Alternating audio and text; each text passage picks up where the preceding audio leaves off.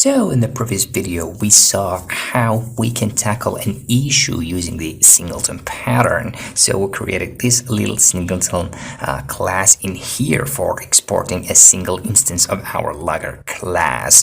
But the syntax is here completely fine. You can see it a lot in the wild, and it's more of an OOP practice in object-oriented programming thing, and it is very readable indeed, and it is very typical, as I said, in the Node.js wildings out there. You can see it a lot because it tells developers that are going to review your code that, hey, we are using the singleton class in here. But there is a simpler and also a more typical way of exporting a single instance. Instead of having this singleton class in here, you can import a single instance of your class using the Node.js module. All we need to do in here is that we can come down in here, and instead of exporting the logger as before, we are going to export an instance of the logger like this. And the idea behind this syntax is that whenever you import this class or this file, actually, it's going to run once, right?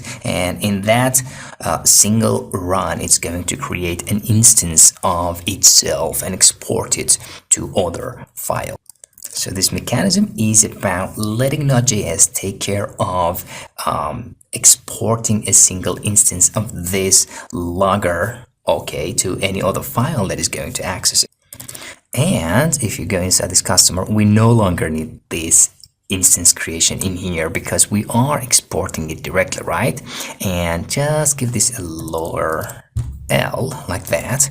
And here also, let's get rid of this and give it logger, and back in the index.js again, this logger doesn't need this instantiation here, and let's just give it like this L. Now if we run it and check the result, okay, all right, you see that again we have the same correct output here, 4 logs, and all the messages are completely correct. So now we did the same singleton pattern, but with a very neat and simpler and of course more typical syntax by using the Node ecosystem.